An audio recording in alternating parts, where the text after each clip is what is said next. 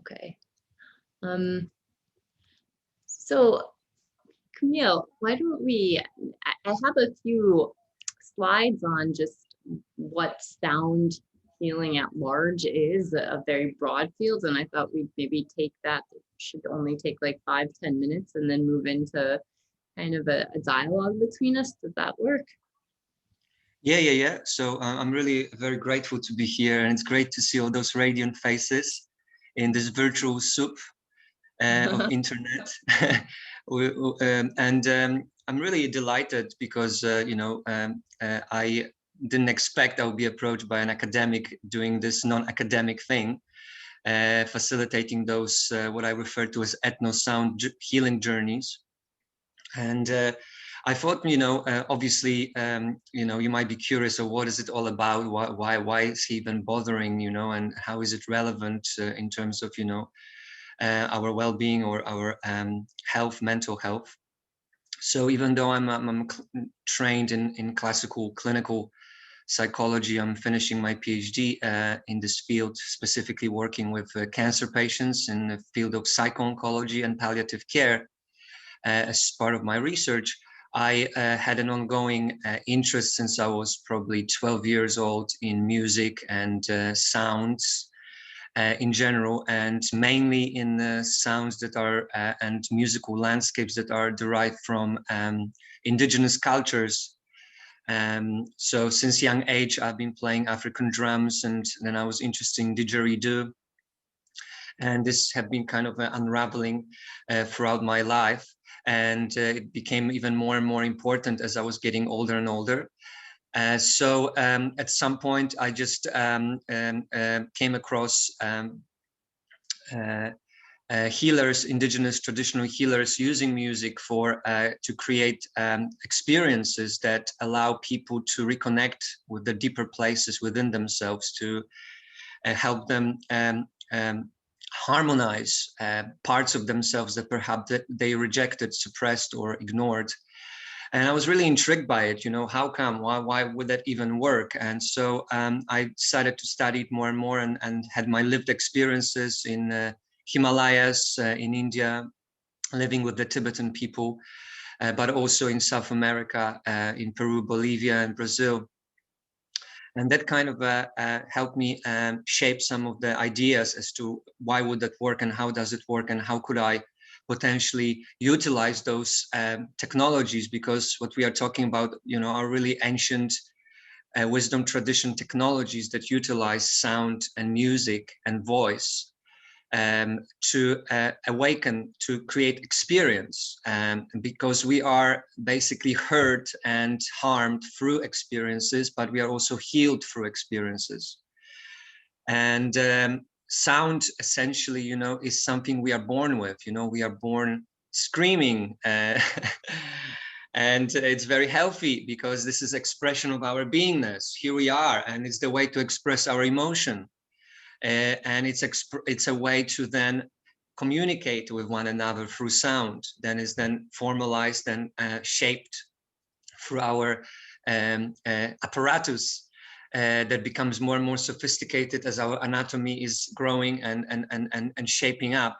We are then capable of expressing the sound in a form of a language. And for me, the way I see music is it's a form of language as well, because it's a non-verbal language. It's a non-verbal communication that also conveys images, that also conveys memories, sensations, and feelings. So it's very primal, but not primitive, I would say. It's because oftentimes when we talk about trauma, and it's associated with a dissociation and inability to express feelings. We become numb.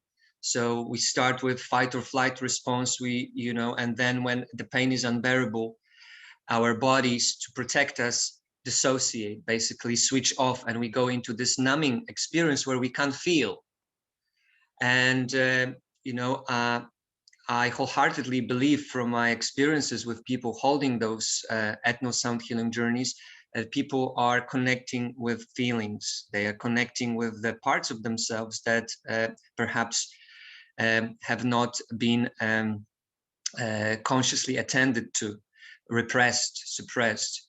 And so that container, it creates this container for expression, for reconnection, for harmonizing of all those different parts within ourselves, because we are made out of many different parts, and that's the opportunity to kind of reconnect. And that's what healing means to me. That's why I use this word healing in it, even though it's not very clinical according to the conventional sort of a Western paradigm. It's about fixing mainly, but I kind of understand it a little bit more broadly.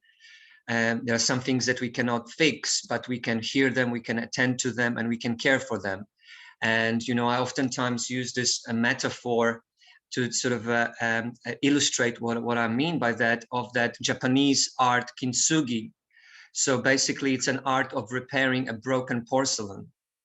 So when the broken porcelain, when the pieces of porcelain gets disentangled, instead of throwing it away, we are actually taking it back and reconnecting the pieces with golden lacquer, the golden glue. And in that way, we are celebrating this new creation that, you know, whereupon those scars, you may say, of disconnection are celebrated and are seen as a source of our identity and new strength and new beauty. So that's how I see healing and therapy in general. Being able to give new meaning to our, challenging or traumatic experiences, and reconnect in a new way, so that we can learn from it and grow from it, because that's a part of our common humanity. Inadvertently, we are going to suffer, and we are going to be mistreated by others. It's beyond our control oftentimes. We don't choose all the causes and conditions we find ourselves in. You know, we are not choosing to be born in amidst the war, or we are not chosen to be born to abusive parents. So in answer to your question, I kind of feel I drifted a little bit, but I wanted to kind of put it all together now. So why sound, and why is it important? So I think two things that I would like to emphasize is that music and sound is therapeutic because it creates the experience that allows us to connect with deeper parts of ourselves. And when we hear music, the memories comes, and we are also feeling grounded and relaxed and peaceful naturally, because we are wired to respond to it. And number two, there is an opportunity for us to explore ourselves with music, especially if it's guided. The experience is guided, like the way I'm holding those sessions is, I'm creating those soundscapes, ethno soundscapes, using all these different instruments from different cultures, and they evoke certain emotions, create certain atmosphere. But I'm also guiding participants through that experience, and allowing them to experience self-compassion towards themselves, and also be able to witness what is unraveling without judgment, and being able to rest in that open, spacious awareness. So that's basically a vehicle for me, and the language, sound, and music. Can you taking kind of a step back, because obviously the students don't know, tell them where you're from, and kind of, I don't know, we've never actually talked about this, how that may or may not have influenced this sort of journey, as well as I think some of your direct or indirect experiences with your first PhD, and sort of that domain, because I sense it must be informative. Yeah. Okay, sure. So I'm originally, my roots are Slavic. So basically, I come from Poland. My mom is originally from Poland. My dad's family migrated to Poland from Belarus. I was born in the northern parts of Poland, a place called Hel, but it only sounds that bad, and it's actually written only with one L, Hel, and it's at the tip of the peninsula on the Baltic Sea, close to Scandinavia. Um, and I grew up in communism, during communism in Poland, so it was quite a difficult upbringing, but there was a very deep sense of community and belonging. Which I still am very grateful for, even though we didn't have many toys and we had to make our own, and we didn't have sophisticated sweets and chocolate bars. We had homemade cakes and and good chats, and and that really was a place that I grew up. My family. My mom was always working in mental health, for caring for people, supporting people. My dad was a musical person, but he never pursued it as a career. He was an electronic engineer working in the army as a navigator, but there was always music in home, and dad was always playing many different instruments. Some of them funny, like, for example, a comb. You cover it with a little bit of the plastic foil, and you put it in your mouth, and you make sounds like a trumpet. So I remember it as a kid. It was very funny. Or, you know, as a percussion, using two spoons connected at the upside down, and obviously guitar and accordion, which is very popular in this part of the world. So it was a very musical place in my home, and sort of a music was passed on to me from my dad, who bought me a first instrument. And yeah. What was your first instrument? Yeah, so my first instrument was actually flute. And it was this big, large flute that my dad brought from either Bulgaria or East Germany, because back then Poland didn't have much, because everything from Poland would go on export to Russia. So we were really being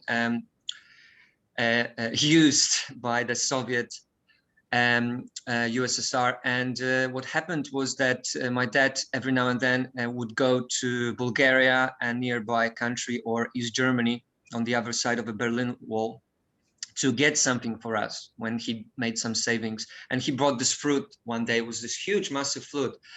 And I absolutely adore it. It had such a deep sound. And I would just play it. And then the next thing would be a bass guitar. So when I was in my teens, playing in a punk rock reggae band, sort of playing on the bass. And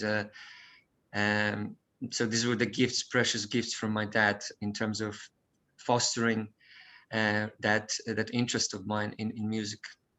Yeah. So from an early age, it was kind of part of life at home, and part of your childhood. And yeah, that's beautiful. And then you went on to pursue. Tell them about your first studies. Yeah. So my first studies, I decided to go ahead, and I got interested in basically in genetics in early days, because I felt there was a hope of being able to help the humanity by, for example, creating corn with high amounts of iron, or creating milk that contains all the nutrients and vaccines and antibiotics in milk, so we can give it to children in Africa. And there was this technology then becoming available, manipulating genes and being able to express them and create this sort of, those recombinant so-called proteins, that would revolutionize the world. So, and then I went to study it for my undergraduate, and the passion have been cultivated since then.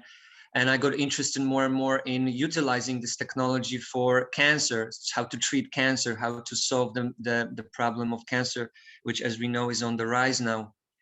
And so I pursued it, and I got a scholarship to do my PhD in molecular oncology in UK. So I was very fortunate, and I was able to leave Poland and see the big world. And so that kind of marked another phase in my life, whereupon I dedicated my life for studying cancer for another decade or so. So I then ended up in Australia. I got a opportunity to come here, got sponsored to come here and work at the Peter MacCallum Cancer Centre in Melbourne, where I did my postdoc for 4 years. And so that's kind of a story in brief. But what happened afterwards, I think, is even more interesting, because I felt that it wasn't serving me anymore, this kind of a job. And I also evolved as a human being. I became more and more interested in much broader perspective on things. So I decided to take a break, and I went traveling for 3 years. And during that time, I mainly lived in Asia, most of it in the Himalayas, actually, where I met Tibetan people. And I lived in a monastery, Tibetan monastery, for half a year, mainly in the silent meditation retreats.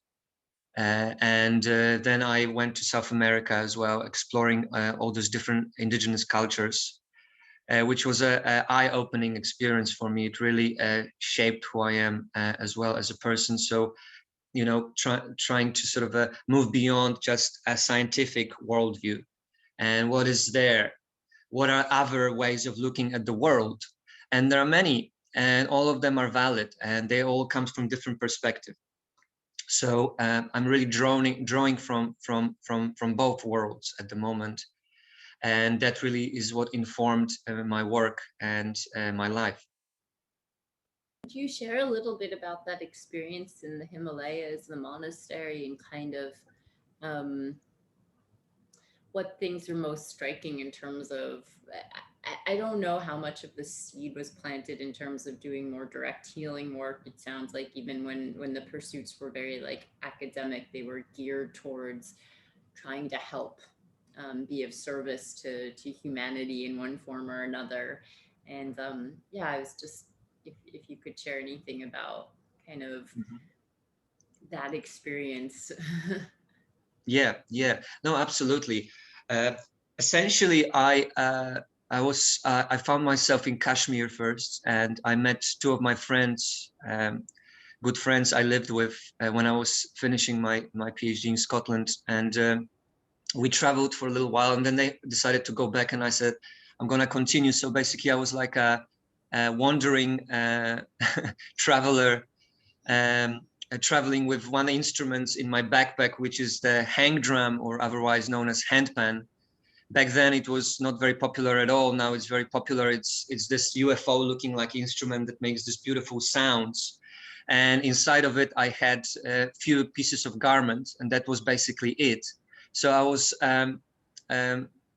sort of um, moving through the Himalayas from Kashmir, and then I moved to another place called Ladakh, where I met a lot of Tibetan people and explored many different beautiful temples. And then I found myself in Dharamsala, where Dalai Lama lives, and I spent there a couple of good months as well, doing my first sort of explorations of my mind through meditation.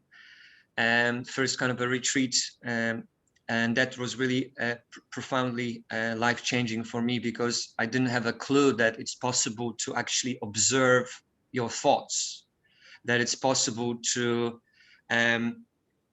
witness your inner process as it is happening, rather than being fused and acting on it, that it's actually possible to connect. There are practices that are now used in psychology as well, because most of the modern psychology, really those so-called mindfulness-based approaches, are derived from Buddhism directly, and it's been secularized, of course.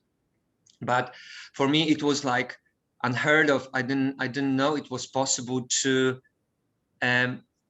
find that place within yourself from which you can witness your emotions, your feelings, your sensations, and rather than acting on the impulse, you can actually be more skillful and choose in the right place, in the right moment, how to do things. So that for me was huge. And then learning how to cultivate loving kindness and compassion, which are integral parts of that, of those ways, blew my mind essentially. And it helped me to heal a lot of things in my own personal life in relation to my father, who also had a period of abusing alcohol despite being a musician. As we know, musicians and people who are very culturally sensitive are also more prone to addictions. And musicians and all the rock stars, why do they get into drugs? Why do they get into all of this stuff? Because they are very sensitive, and that's their way to deal with their own pain. So that was an amazing, profound experience for me of healing, but it was also an experience of getting in touch with nomadic people, the people who live as if they were in the medieval times. And rather than seeing them as primitive, I actually saw beauty in the way they expressed their lives, in the way they handle themselves, in the way they connect with nature. And that was really a turning point for me, and sparkled my deep interest in indigenous cultures.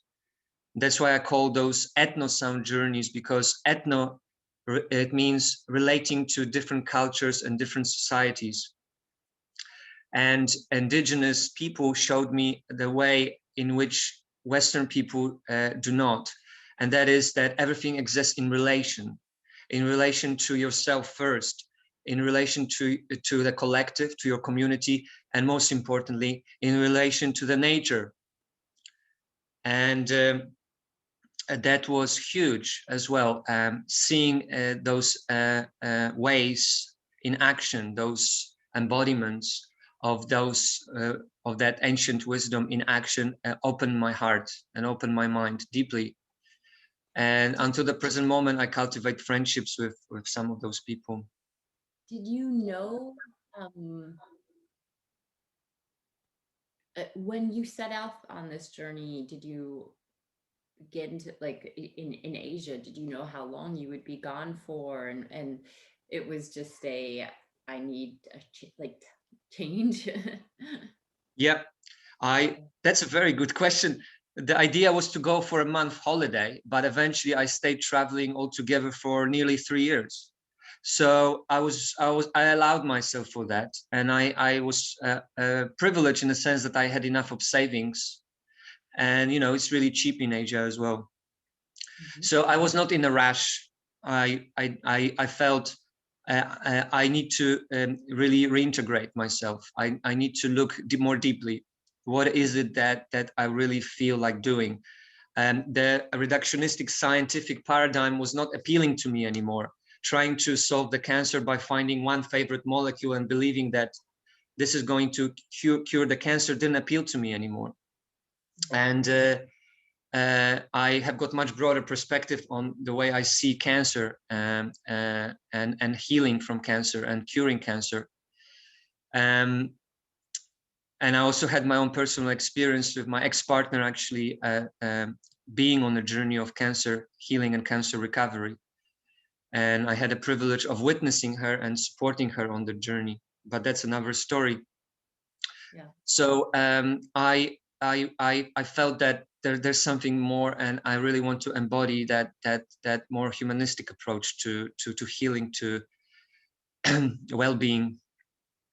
So I I didn't expect that I will actually drop it out completely and decide to study psychology from scratch. So basically, from being a postdoc, having pretty good life with good salary and pretty comfortable and being quite respected and doing very, very well, publishing in the most reputable journals, I sort of took a step back and I felt, well, is it really what resonates with my heart?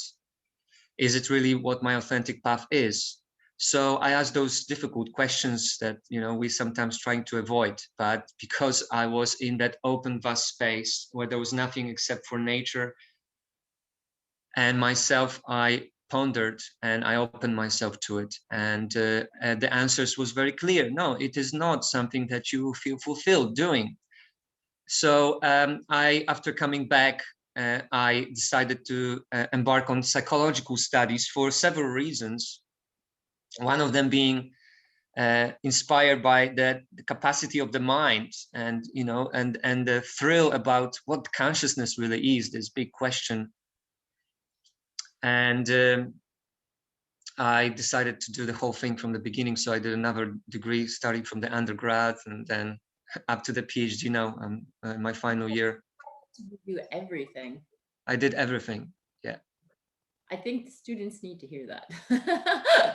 Just to, um, just because I think many of the students here, and I encourage you guys to ask questions, to speak, so that this is kind of more of a dialogue, are in, not all are in their last year of their studies, but many are in their final stages of their, this degree, and certainly, I think there's a lot of pressure at that age to kind of figure out your life, right? Like figure it out. And you've already invested all this time and energy and you want to be done and you want your life to be set. And maybe you have a vision, maybe you are even doing what, those things are in motion. But I think for a lot of folks, it's this like, I just need to get through this. And then there's this huge void of like, now what? Like, what is this world we live in? What is the purpose? How do I get out of my student debt? Like, how do I have a life and the dreams I want? And do I even know what I want? Beyond to feel good, whatever that means. So I think that hearing that, I mean, you all see Kamil, he's smiling. He like looks healthy. He's like colored, he's surrounded by light and color. Like this is someone who's in a way gave up everything, but it's to have something. Yeah. And to not be afraid of that. Yeah. So yeah, it's never too late. And we reinvent ourselves. We also evolve. We are not just the solid block of wood. We are both, the rock and the chisel. We are carving our lives. We are reinventing ourselves. And we are flexible as human beings. And we can do many things. And actually, it's a blessing. Now I'm back in psychology, but I'm actually working with cancer patients. My PhD in psycho-oncology. I'm back at the same institute, Peter MacCallum Cancer Center. And I'm seeing my mates in the labs, but I'm doing different work and I'm working with people.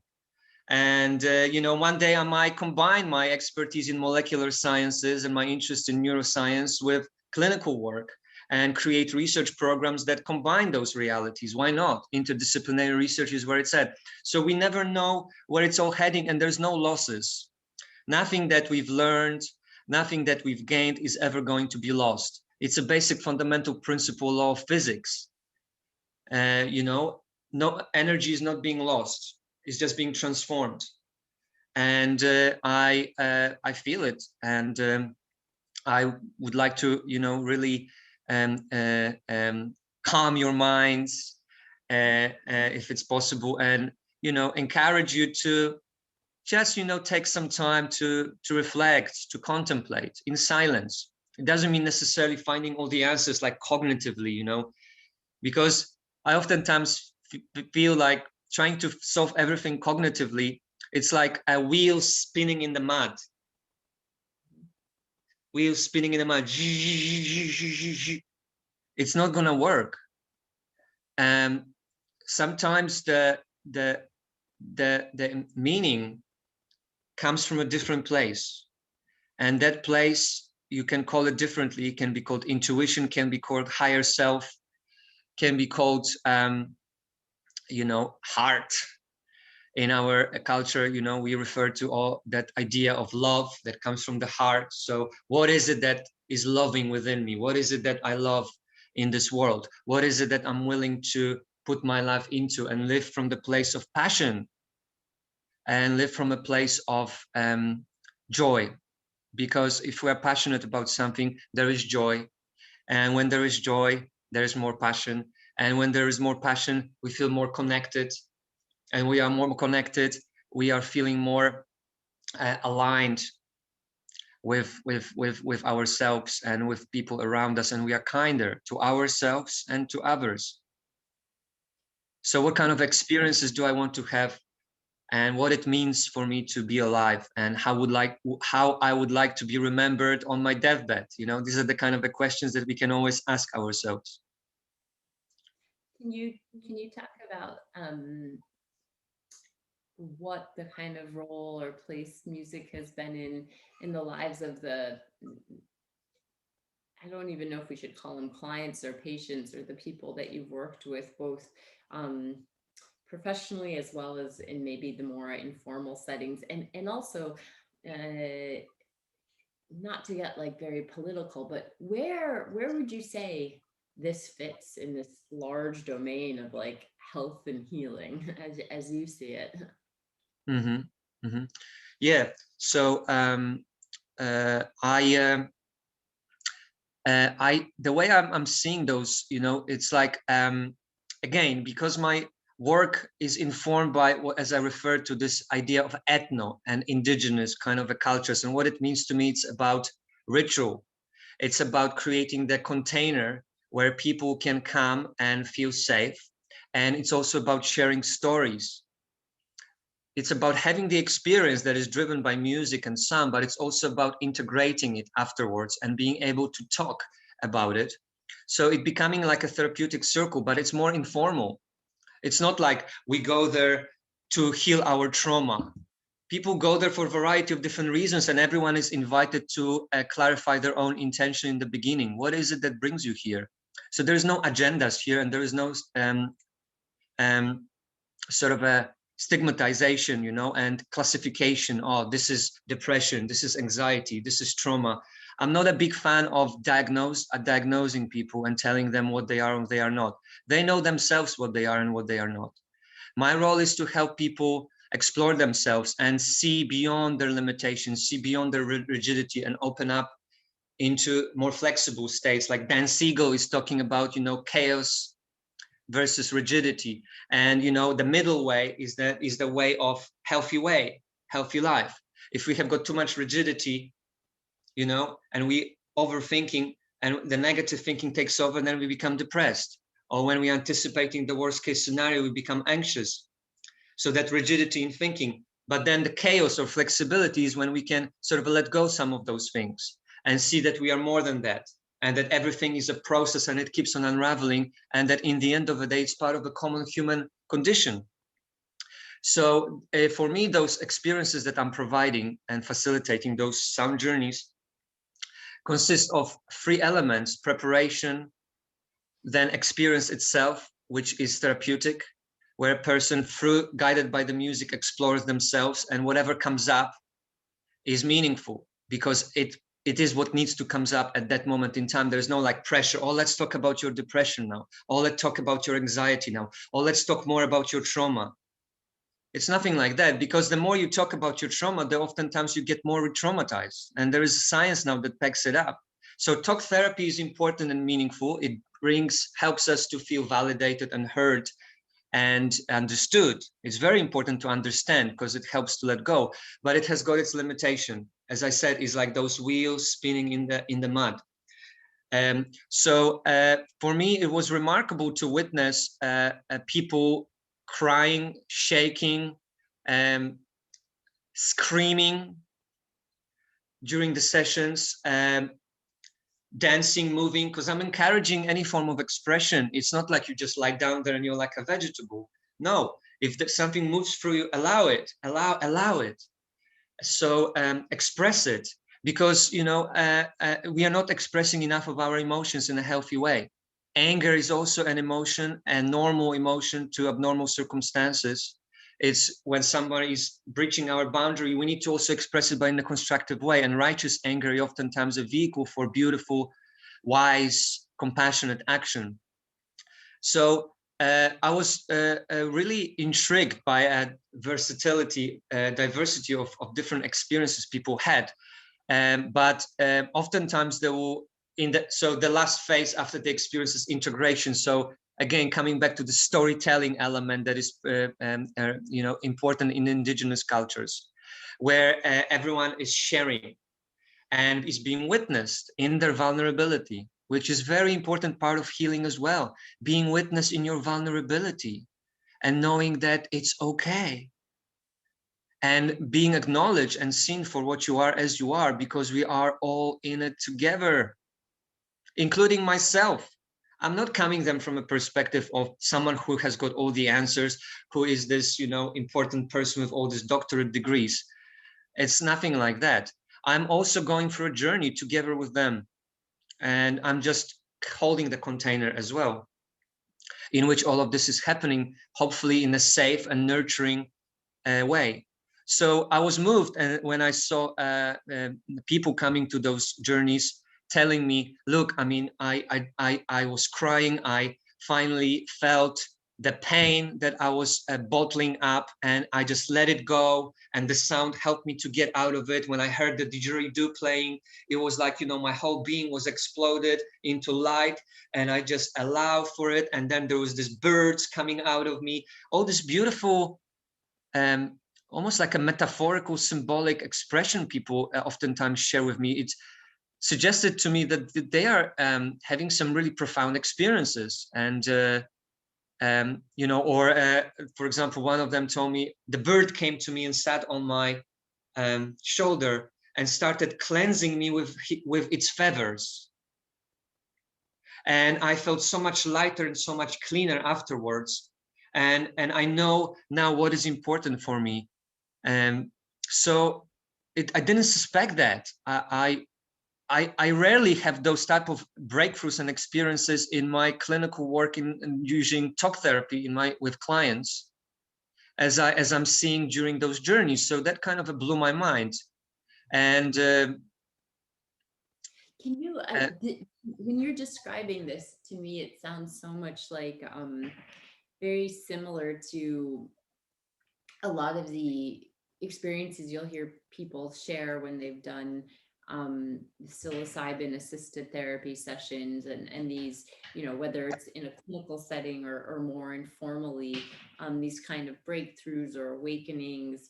And um, how, and I think a lot of the participants here today are students, whether they've gone on different kinds of journeys or going to at some point in life for one reason or another, have a kind of experience that they have these moments.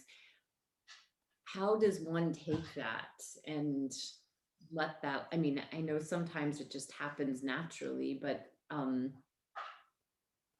how would you recommend a person make the best use of that, or cultivate that outside of these kind of peak experiences? mhm. I guess having that Yeah, integration, yeah, and building such a upon, yeah. yeah, it's such a wonderful question, because indeed, you know, it's one thing to take a helicopter trip on the top of the mountain and be dropped them and see all the landscape and have this so-called peak experiences of how wonderful, but we haven't really earned it. So it's not going to stay with us. We're just going to take a photograph. We've just been dropped by the helicopter. But if we have been walking the whole walk into this mountain, and then this peak was just a culmination of something much bigger than just the peak experience. And the same thing when we are going down the hill. We have got a time to process it. Wow, it has been so hard to get there. And then when I got there, I saw all of that beauty. And now as I'm going down, I'm reflecting on it, and it becomes part of my being. And I'm still in this environment, and there's less of that beauty, but it's more and more of it inside of me. So that's the analogy that oftentimes I use when it comes to peak experiences and integration. So then how do I reconnect with that beautiful view at the top of that mountain outside of that sound journey? Well, many ways. Number one, I can journal about it. I can write a poem about it. So it's become lived part of my own way.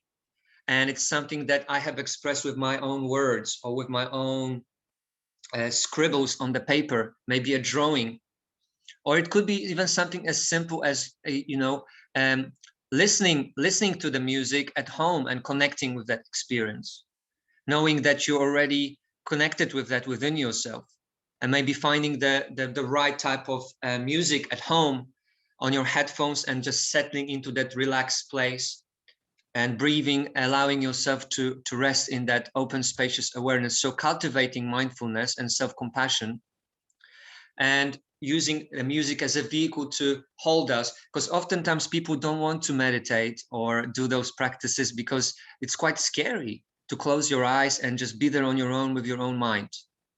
And I'm not surprised, it was scary for me as well. So sometimes having having music as a cushioning allows us to connect with ourselves, because essentially for me the message is to integrate, is to stay connected with ourselves, not to be disconnected, and to be able to put meaning to the experience that we had. So for example, that abstract experience of birds coming out of my head, or a bird cleansing me with feathers, you know, what does it mean? How does it relate to my life at the moment where I am at right now? And again, that doesn't necessarily mean that we have to come up with the logical, intellectual meaning. The meaning is much broader than that. It's also oftentimes embodied. The meaning is in our bodies, and it's felt experience. And to express it and to bring it into the world, it can be something as simple as, you know, writing, journaling, reflecting, pondering, any form of artistic expression, or it can be a dance, or it can be a conversation that we always wanted to have. Um, it can be anything that brings us to ourselves, to our truth. So there is no right or wrong here, and there is no one single recipe, and for everyone it's very different. But it's a journey that's of 1,000 steps, which starts with that first step, which is that peak experience, and that is showing us something, opening us to something, and then it's like a thread. We can just slowly pull more and more and more of that, you know, and coming out of that maze. So that's what integration means to me. It means coming to some sort of a wholeness and being able to acknowledge different parts of ourselves and give them attention and give them care. How I mean, I think that is so beautifully stated. I think a lot of challenges folks often have, I found, with the integration with meditation, with cultivating practice, is a combination of not being sure of how to do it, it feeling like a chore, and then not really seeing results. And so it becomes like when people are on a diet, or that New Year's like exercise kick of they join a gym and they're going to do all these healthy things, and at a certain point you start resenting the app you downloaded that's like a sign of your failure to meet your whatever your goal is. And so I think being able to reframe it as sort of inviting a practice and cultivating it without the sort of expectation of what it's going to bring, but that this ritual, whether it's listening to music, or meditating or stretching, um, is a path, and just doing it is doing something. Yeah, if I it's so well said. And if I could add something, you know, this idea of awe, sense of awe and wonder. What is it in my life that ever given me sense of awe and wonder, and how can I bring more of that in my life? And for everyone it's different, but it's a good question to ask. What is it that gives me that sense of awe and wonder, where I feel alive and I feel at peace, and there is a sense of beauty in it too? I think that is so like important for the time we're living in right now. And I don't think there's anything actually that unique about it. It just feels that way because it's been so big. But this experience that will happen regardless throughout life, in different ways and in different times, some more obvious than others, of feeling like, well, this is what I know usually has worked, and somehow it's either not working or it's not available. And getting past, kind of, how does one work with that, and how might one use these tools, sound healing, cultivating these kinds of practices to, um I think the pandemic for a lot of people was, well, I can't do this that I normally do, and I can't do this, and I can't do this, and I can't do this, and this kind of huge, massive, like, iceberg of what felt like the impossible. It's But very true. it really, I think, is just something that's always there in life because we're always changing. And so um, I don't think you have to be a creative or musical person No, to, not at all. Not at all. We are all creative and musical in the end of the day because it's wired to our DNA. It's what our ancestors did, and it's been passed on to us whether we want it or not. It's just that we think about ourselves, we are not creative or musical. There is no limit to creativity. And in fact, the most effective, it's not like being creative, it's not you can be creative in your relationship, you can be creative in your cooking, you can be creative in the way you I don't know, study. It's not like being creative is making paintings and creating music or something like that. It's our birthright, creativity. Look at children and how they are holding themselves. They are reinventing themselves. They are looking for new opportunities. It's about curiosity and openness. yes, yes. Um, this is a slightly different sort of question, but so you're right now finishing this very academic PhD program. I'm assuming you're doing clinical work primarily in this more traditional modality, the talk therapy, the billing, the ICD codes, the um, Medicaid, Medicare reimbursements, and all of that stuff. Um, Yeah. how do you think this other work informs that? And are they separate categories? I mean, I think for also a lot of folks, there's like how you wish you could practice, and then there's the constraints of what is expected within the more conventional system at play, which no doubt is the largest way most people access Yes, it's health. very true. And certainly Absolutely. like Australia and the United States and lots of Yeah. Europe. Yeah. So Yeah. how do you Yeah.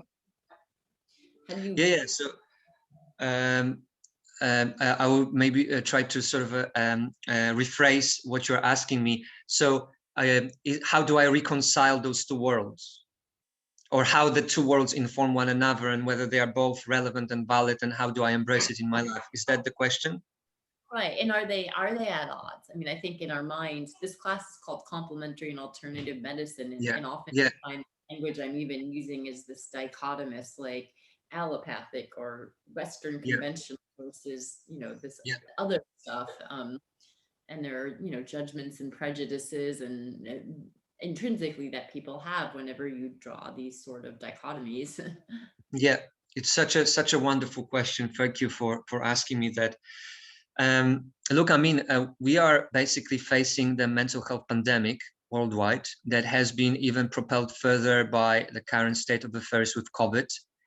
The eco anxiety is on the rise, the global warming issues, the social injustice issues, all the natural catastrophes, cancer on the rise. It's estimated that in the next 25 years, 1 in 3 will be diagnosed with cancer by the age of 60, 65. There will be not enough of health professionals to contain all of that. And already in Australia, even though we have got an amazing health system, Medicare, public health system, very high quality. If you want to get a psychologist, you will be on the list for half a year. Just my friend recently asked me, could you recommend anyone? I'm trying to get into psychologists everywhere list, 4 months, 6 months waiting list.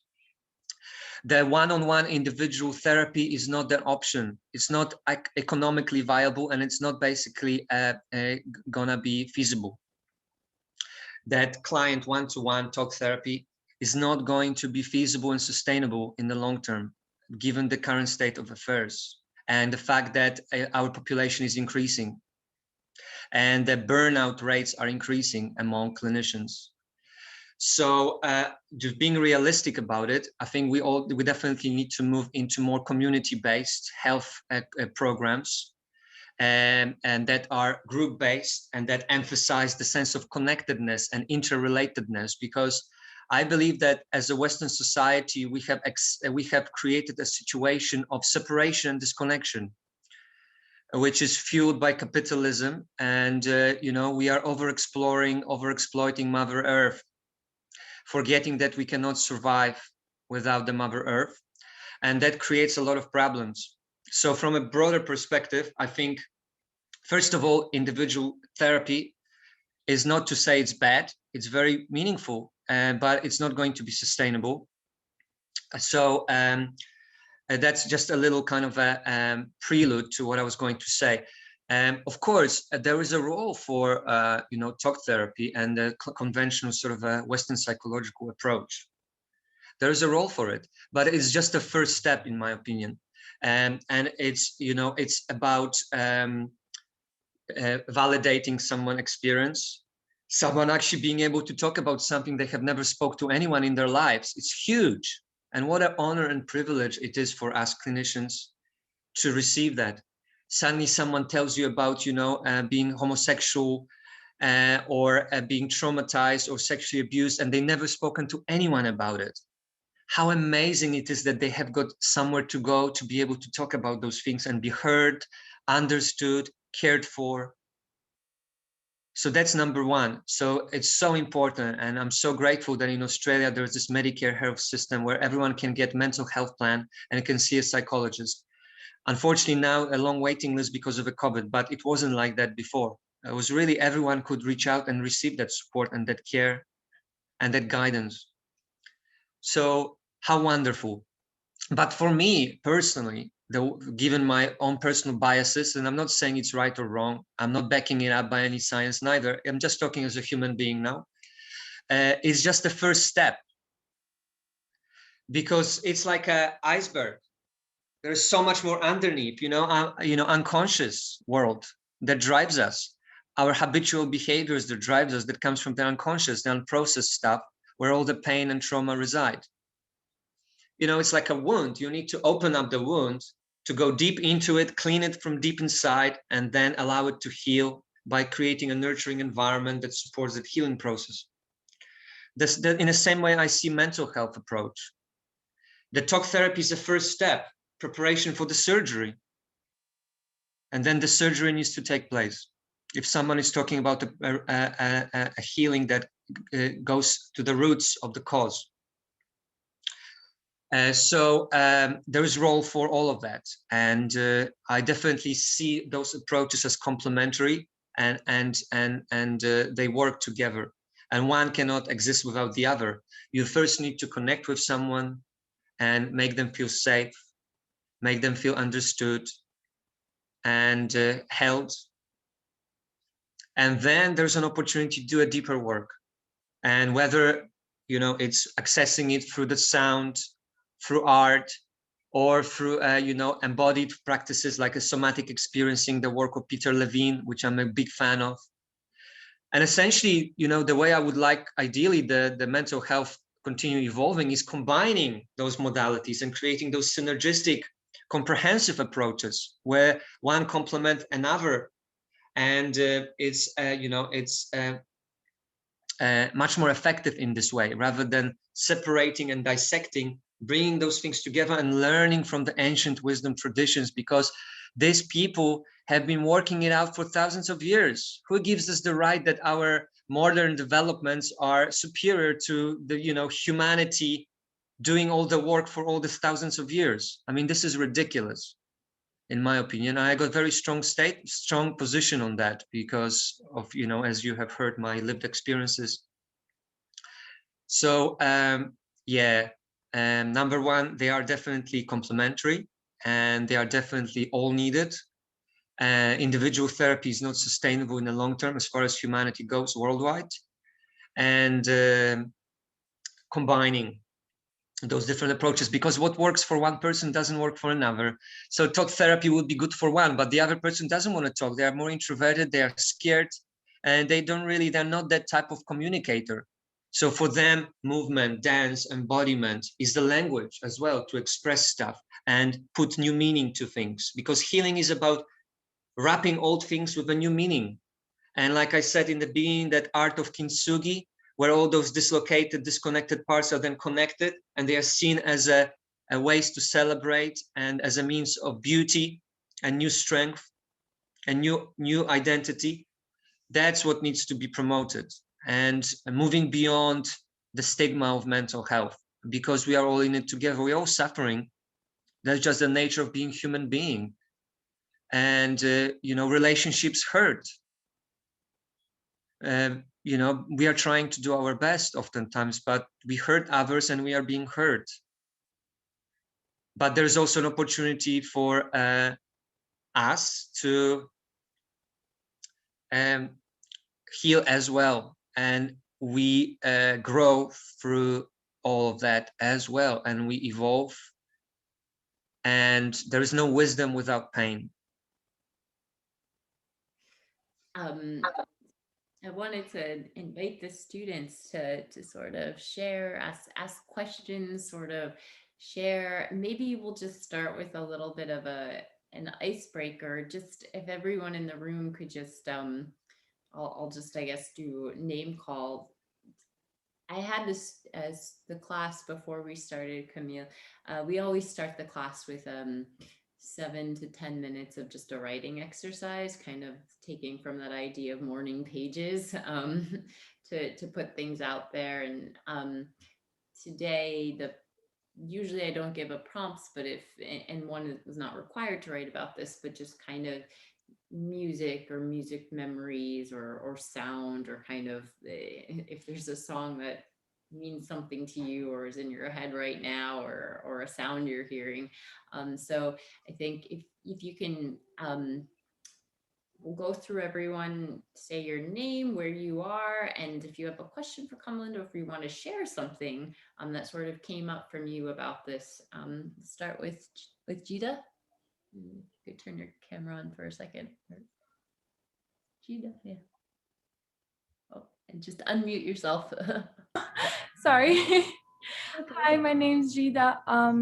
And I think I guess it's just what I wrote about was how much it's helped me to sleep with like peaceful music and piano, and how I'm not sure why. I mean, I definitely did play the piano when I was young, but I definitely, as we all do, like struggle with anxiety and different things. And whenever I play peaceful piano music, it just puts me to sleep and really calms me down. So that's what I wrote about. Can you tell Camille, where you are? Oh, sorry, I'm in New York right now. Nice to meet you, Jida. Nice. Thanks for sharing. I'm glad that you're finding some respite in that soothing piano music. Yeah. Do you like Ludovico Einaudi? Do you know Ludovico Einaudi? I don't. I just write piano on Spotify. And then... Yeah, it's a great pianist, like a beautiful compositions. I highly recommend that. Maybe you would like to check it out. Maybe it will be to your tasting. Yeah, it's really nice. I discovered it some time ago, and it's so good. I will. I'll check him out. Thank you so much. Neroli. Hi, my name is Neroli. I'm in New York right now. And just in terms of memories with music, I grew up playing piano, and then I played flute from elementary to like high school. It was just part of like a requirement, but I stuck with it.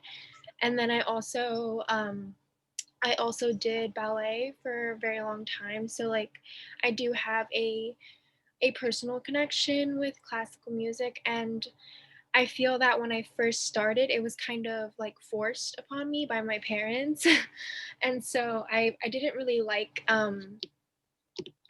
practicing and stuff like that. But I think as I got older and I tried to figure out like what I like and stuff, I've bonded with music a lot better. So I've kind of been able to like figure that out on my own. Wonderful. Isn't it? When somebody imposes the music on us, that we kind of shut down. It's like I've been seeing it with my cousins. So I never wanted to be kind of a trained as such in musical school, because I felt it was unnecessary. Only recently I've been studying Indian Bansuri flute for the last 3 years with a great teacher from the tradition of lineage of Bansuri Indian flute players. But my cousins who were imposed to play music, they never continued with it. So if it comes from the place of inspiration, then you will continue and it will grow. If it's something imposed and I have to do it, then natural response is defense. So I'm glad, Neroli, that you're kind of reconnecting and rekindling that in your life. So great. Thank you. Natalia. Hi, my name's Natalia. I'm currently in New York. What I find is interesting about music is like I have like a nostalgia playlist on my Spotify, and basically I think it like when a certain song plays from that playlist, like I just like have like a deep connection to it, and I just get very happy. And I think it has something to do with the fact that I grew up with that music, and like we listened to that type of music during like parties or like family events. And it's like because I'm Polish too, so when I grew up shy, so like I didn't really have like that many friends in elementary school, so I kind of stuck with my family, like my Polish family, and then my Polish friends, because I went to Polish school. So I guess that like it's just very nostalgic, and I have like a deep like connection to it. But also I also played instruments growing up, so I played piano and violin, which is kind of forced upon me.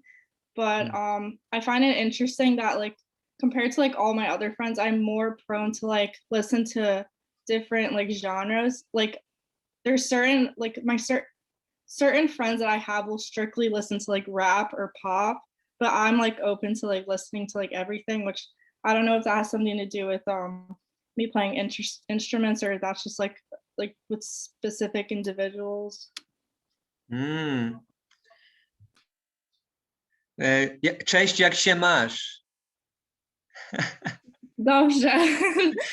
To dobrze słyszeć. No, ja rozmawiam po polsku, to wszystko rozumiem. To super, bardzo dobrze, bardzo dobrze.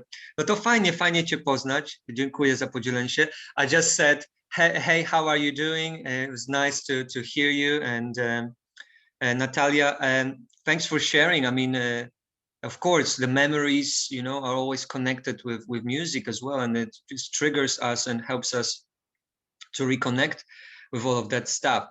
And how amazing that, you have got that available for you, and you are open to different eclectic styles of music and exploring and finding what suits you. Because as it turns out, some of the research has been done in the music therapy that what really helps is not when you are set to put the happy music.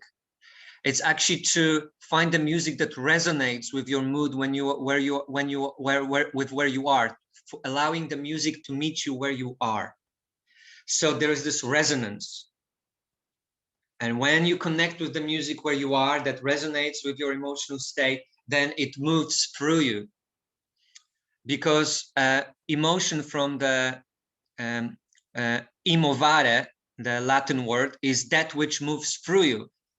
And with the music, when we connect, it's like the river that moves those emotions and takes us into different landscapes. So it's important to allow music to meet us where we are, not forcing anything. In the same way as, the piano lessons forced upon us are not going to do the work. That rigidity I was talking about, right? That defensiveness, constriction. We want to allow flexibility and opening and letting go, releasing, softening. So wszystkiego najlepszego. Dziękuję. It sounds like Slovak to me. Zekujem. Vivian. Hi, my name's Vivian. I'm in California right now. For me, music was like kind of a way for me to like get closer to, I think, my family. I was born in America, but I lived in Korea for a bit. So when I came back, I was really like kind of like I really wanted to integrate myself with like my peers. So I kind of like grew apart from like my, I guess, like my ethnic culture. So just listening to like old Korean music and like songs that were popular, like when my parents were young, was like a really good way for me to like reconnect with them. And I just like kind of like found myself being able to like talk to them more. Yeah, and then because it was like a huge like family thing for me, and like since that got me to listen to like whatever they used to listen to, I started listening to like a lot of different kinds of music, because I realized music isn't like very like you can connect with different kinds of music. It's very like universal. So I listen to like a bunch of random stuff now. Hey Vivian, can I ask you, could you recommend me some good Korean music? I would love to explore that realm. Oh, okay. I listen Could you to- write down in the chat for me? Would you be Yes. so kind? And maybe for all of us, because there's nothing like, you know, a recommendation of some, you know, ethnic kind of a music from, you know, someone who has got that heritage. I would be delighted if you'd be so kind. Yeah, it's all like 80s or 90s stuff though, just letting you know. That's exactly where I was born. Nice. Childhood on a different continent. And how wonderful that you can use music to connect with your heritage, with your lineage, with all of that beauty that runs through your DNA already. Mhm. What an interesting way. And thanks for sharing that. It's very precious. No problem. Thank you. Thank you. Yeah, so yeah, music for me. Mm, I'm not a professional instrument player, but I really do enjoy listening to music and sing along with various kind of different types of genres or like that. But one of the special characteristics or meaning of music for me is that it helps me to build up the relationship with the others, but on the meantime, it helps me to kind of cut out the redundant relationships, or there was kind of connection with the other people that I don't really have to take care of, and help me to concentrate more on myself.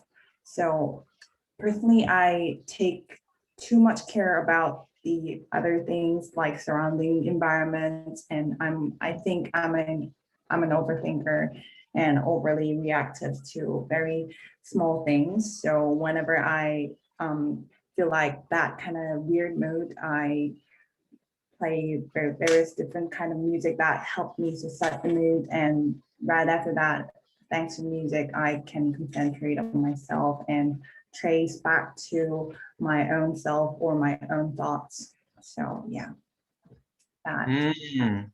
So music as a vehicle that connects you with yourself. Yeah, indeed. Yeah. Mm. Wonderful, wonderful. And I'm curious to ask, who's that person in the background there? I'm just curious. I'm even though I'm a big fan of them, I just cannot recall his name. I'm really bad at memorizing, but he's a poet. Yeah. Okay, cool. Okay, great.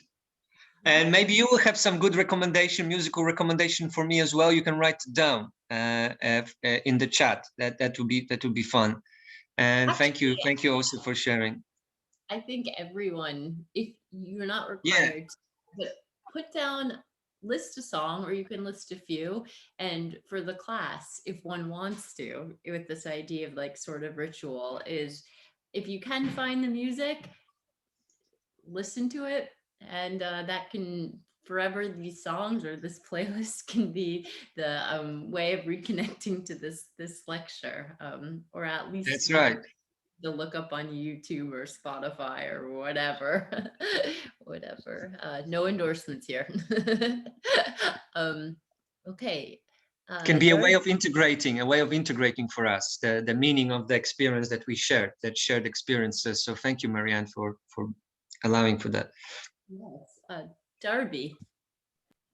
Hello, I'm Darby. I'm currently in New York as well.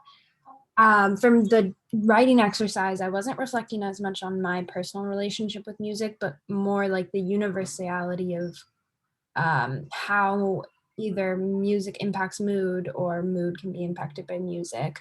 And I was writing about this particular experience. I work in a retail shop right now, and it was raining, and we get to choose what music we play in the store, which is a fun little liberty that not everyone has.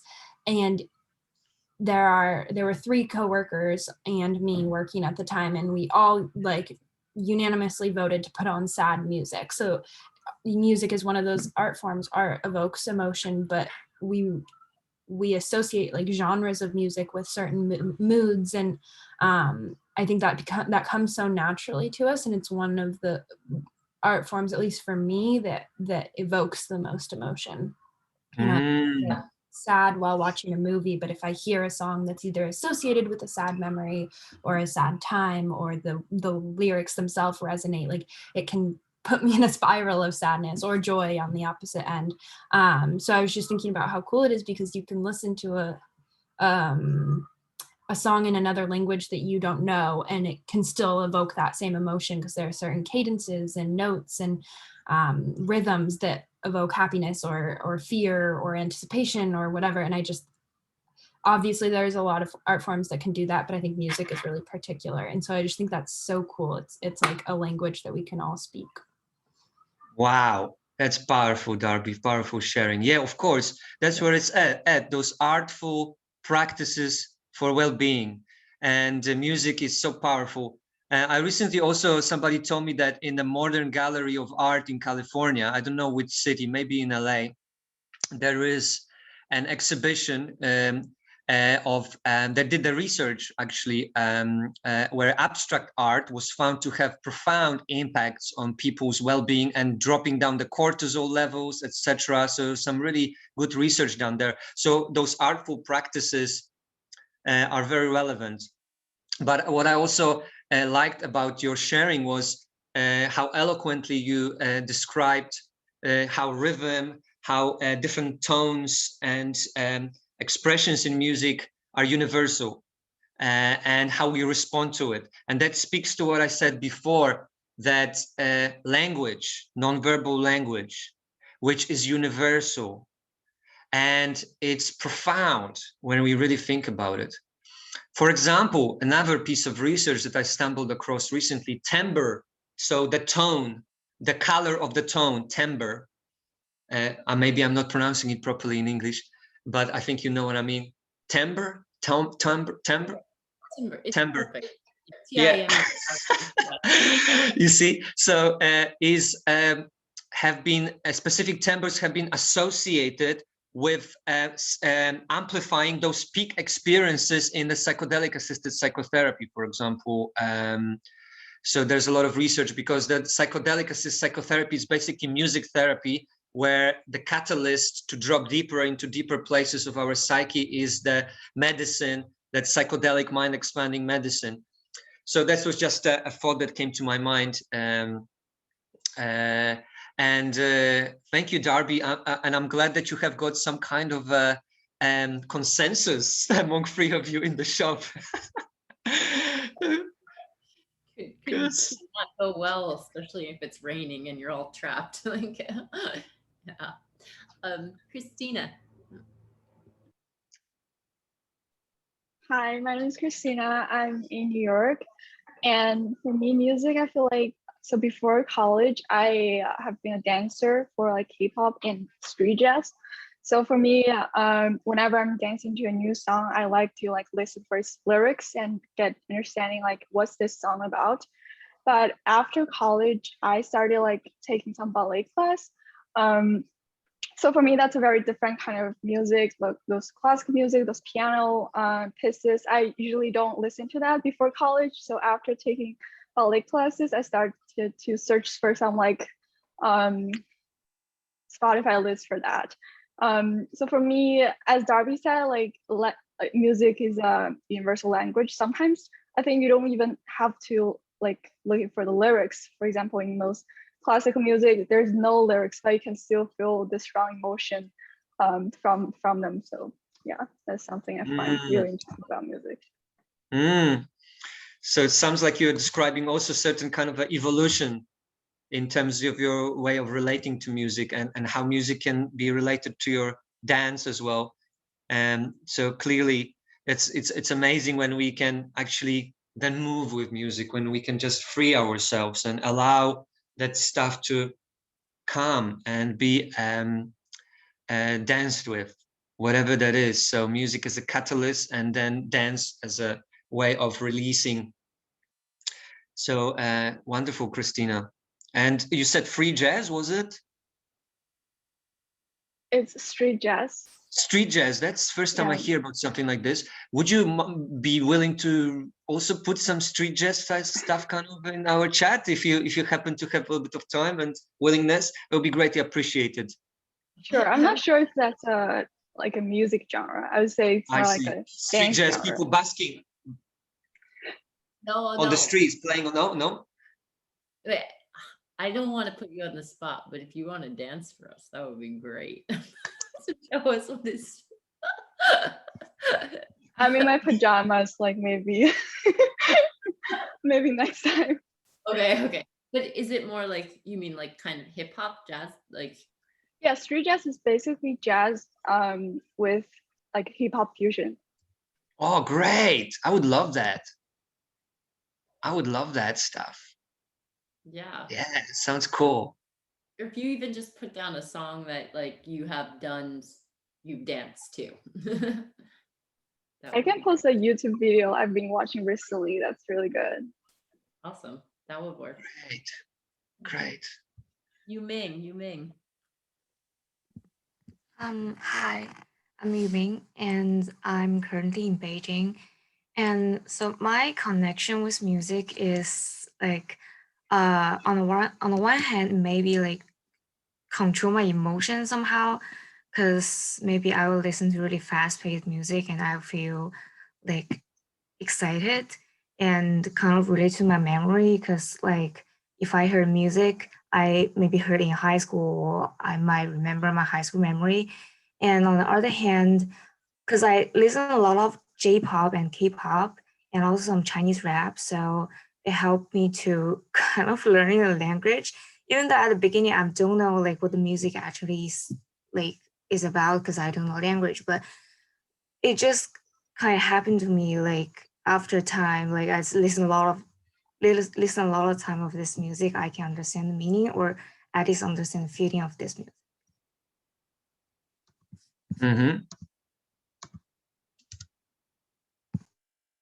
Yeah, that's I think you're bringing up something that's like that we've talked about, and that I think is key, that this music can be utilized to, we can use it to amplify our emotional state, and we can also use it to bring us on journeys to different places. And this connection between music and memory is something that even in clinical domains, there's a good deal of research growing even in the field of particularly Alzheimer's dementia, and the use of sort of music as a way of activating the brain and improving memory and cognitive performance while listening to music. So I think that you can listen to your high school playlist and be transported back to high school memories is something like from the field of clinical neuroscience. That's of tremendous interest. Absolutely, the whole augmentation field, augmentation, and also in pain, chronic pain as well. But in Alzheimer and neurodegenerative disorder, it's huge. How powerful it can be to see those shifts. Suddenly, this persona is emerging through music. This withdrawn, flat affect suddenly becomes alive and awakened. And even I've seen this film recently about Oliver Sacks, this amazing documentary, which I highly recommend to all of you. It's mind-blowing. It's such an inspiring story. So recently his story has been documented, and he's eventually succumbing to cancer, and so beautifully the way he embraced his cancer. But he talks in this documentary about one of his patients that had a dementia, and suddenly the music got played, and it was this fully blown expression. Suddenly, after seeing this person for years completely flat out, suddenly there's just awakened, radiant human being again. So that's just as a power of that modality, right here, right there. So thank you, Yuming, for sharing, and I hope you're having a good time in Beijing. Greetings from Melbourne. Yes. And Isabel. Hi, my name's Isabel. I'm in California right now. And I guess I was just kind of thinking about like how I grew up in like a really musical family, I guess. Like whenever my like mom's side of the family gets together, we always end up singing something, you know.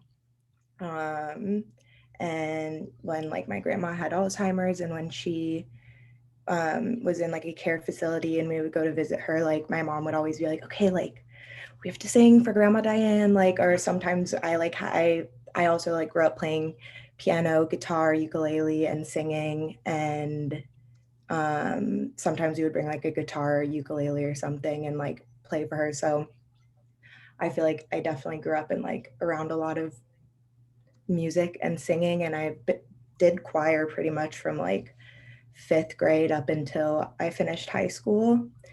And I was lucky enough to go to a high school with not only a really strong choir program, even though it was public school, but also just like a really phenomenal choir director. And, you know, she was kind of like everyone's second mom, and she was really sweet. And it was just such a like wonderful environment. And we actually got to like do some pretty advanced pieces. And it honestly like surprised me sometimes how much the music would touch me, like no matter what language it was in. It didn't matter if it was in English or if it was in a language that I like didn't even understand, which like whenever we had foreign language music, also my teacher would make us go through and write in the translation so we like knew what we were saying, which I think is really important because it also just helps you connect with the music on that deeper level, but also you can kind of appreciate how it sounds different in another language and like how that works with the music in a different way than like words in English do. So I don't know. And I definitely felt like when I graduated high school and I wasn't doing choir anymore, I definitely felt that like hole in my life, you know, and like it's like it totally gave music like a different significance to me. And I really miss just like having that be a part of my everyday, like getting to sing for an hour and like, you know, it's really important. Wow. And that's singing with a group. Like Yeah, exactly. Singing with a group especially is like, that's the thing too, is like, because I'll sing on my own, I'll play guitar on my own, but like it's totally different when we're with a group. Yeah, it's so true. Were you going to say anything, Marianne? Because I have got just one reflection that came to my mind when you were, you know, sharing about your impact it had on your emotions and how you were able to, you know, be touched by all these different songs, different languages and stuff. I recently came across this video whereupon Israeli scientists and engineers teamed up and they built this device for people with paraplegic or quadriplegia even, where they can use like a joystick to make music basically. And they have got sampled guitar, piano, whatever that is that they prefer. And when you see their faces lightening up and this emotion and this joy, it's priceless. I might share this video here in the chat as well. It's just so beautiful, you know. They're locked up in their bodies, but suddenly this little movement with the joystick and those sounds that they can generate and the feedback they get from it, it's life changing. It's, you know, it's where the meaning is, and it's really is priceless. That's awesome. Oh, also I was gonna say, when you were talking about, I love Oliver Sacks, and I've read like a handful of his books, but you like, have you heard of or read Musicophilia? No. Okay, it would be right up your alley. It's about, I read it, I think that was the first Oliver Sacks book I read. I read it like a while ago, so I don't really remember exactly what he talks about, but it's basically just about like the brain and music, and it's a really, really good book. Wow. Yeah, Wow, I mean, wow, a lot wow, wow. about music therapy and stuff. Wow, amazing. Thanks for that. I'm learning more and more and more from all of you. Thank you so much. Yeah, it's an incredible. Such a yeah, nourishing sharing we had. And I also put a little video of the kind of sound journeys that I do at some of the instruments I play there. Didgeridoo that I've been authorized to play by the Aboriginal First Nation elders from Kamilaroi tribe, which is a tribe in the west of Australia, and all the other indigenous instruments that I play. And basically I just sent it there for you so you can just see what it looks like in action. And I appreciate all of you guys sharing so far all the songs. I copied them and I will check them all out today. And I guess we're probably coming slightly to an end, and I know Marianne, you would like to close up, but if I could suggest something, you know, in that idea of container and a little ritual that we had, a little sharing that we had, you know, the traditional way to close it is everyone basically just having 2-3 words that express what it is that is here for them, so that we can all sort of close it as if we were in a circle, holding our hands and really, you know, having that moment of connection and putting stuff into that in-betweenness that we created. So that would be my request. And Marianne, I will give it to you. Thank you all again for this wonderful experience we had together. Yeah, let's all, before we like say goodbye, let's turn your microphones on and let's give some sound to Kamil.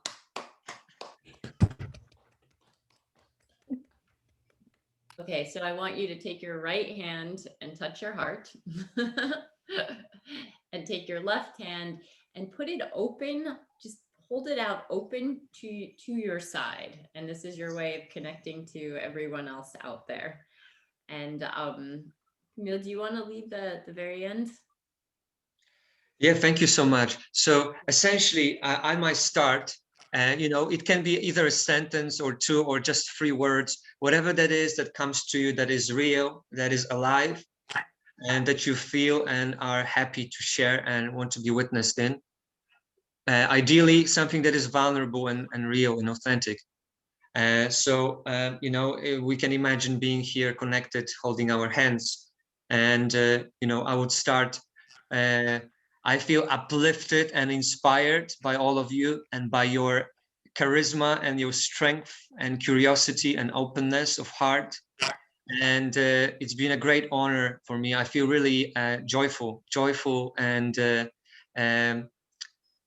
also tender. I feel tender. I feel like I connected with you. So I'm very, very grateful.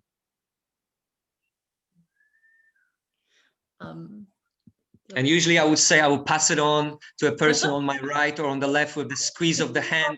It's like passing on the electricity current, you know, passing on the electricity current. I feel, well, no, I'll go last. You Ming. You Ming, you did. No, I didn't have anything to say. Okay. I probably just randomly turn on my microphone, so sorry. No, it's okay. Natalia. I guess to add on, personally, I feel grateful that I get to end my day like this since it's like 8 o'clock. So I also I feel surprised that a lot of others share my interest in like exploring music and exploring genres, and I'm thankful for all the song recommendations in the chat. I guess the next person can continue. Isabel. I don't know. I guess I would just say I'm feeling pretty like happy and fulfilled, and I really enjoyed class today and getting to like I feel really grateful that I got to hear all of you like talk about what music means to you, because I think that is a really like personal thing for everyone. So I'm glad we all got to share. And you.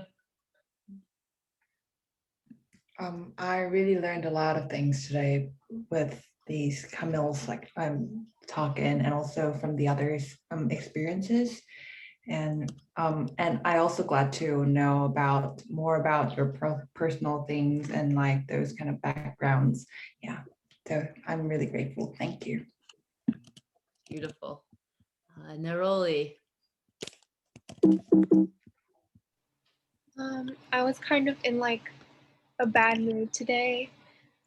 So I'm grateful that this class has kind of like changed my mood completely. And it's cool that like we all got to share like very personal experiences, because usually usually in my classes, I'm a politics major and our classes are pretty large, so we don't really get to have such intimate conversations or share such experiences. So I've never really had a class like this at NYU, so I'm really grateful for that. Thank you. Thank you, Kamil. Vivian. Just carrying what Neroli said. This is like my first class like this at NYU too. But I think this is like the most like collective feeling I've had at an end of a class like this whole year, because it was on Zoom and stuff, and it's just like so comforting to see that even like the music recommendations I see in the chat, they're all like songs that I know and I have like listened to. So yeah, thank you for this like nice like collective experience. Yeah. Thank you. Darby. I'm feeling very full right now. Like my heart feels full, and I love connecting this way. And I also feel anticipatory. I'm really excited to listen to all these songs. It's exciting and cool, and I'm very grateful for vulnerability, because it definitely takes that to share. So thank you. Thank you. Christina. Yeah, so I'm sitting in front of a window and I'm feeling the breeze of the wind and also the sunset. So it's very calm and also tender. So I'm also grateful for everyone like sharing your stories and also for the song recommendations. Yeah, just grateful that this class just made my day. If anyone else didn't speak, or I missed you, or you didn't share in the moment but want to, please do. Sorry, because my connection's bad, I didn't hear you want us say the comments, so I'm sorry. Okay. So I just want to, because it's I woke up at 6 a.m. to take this course, and now it's 8 a.m. right now. And this class like really good, because it is first class that, especially for today, like talk about music, because that is thing that I really like, and I probably like spend at least half an hour to listen to music. So it's really good class. Well, I'll just say thank you to everyone. I feel so grateful. I feel so happy that everyone connected in a way you haven't this semester, at least with this class, or maybe even this semester, and so incredibly inspired to go sing to my daughter or play music myself, or just listen to the music everyone recommended. And from all of our hearts across the globe, primarily in New York, Kamil, we thank you so much. Thank you so much. And class, I'll see you your Monday, my Tuesday. All right, I'm just gonna leave.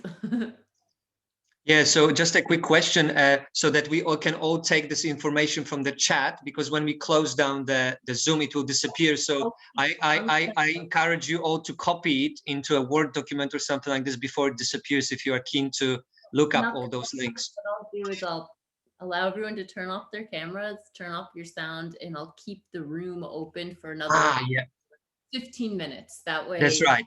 Yeah. Okay. All right. Peace out, world. See you guys. So lovely to get to know you, and I wish you all the best in your studies. Thank you. Thank you. Much. Thank you so much. you.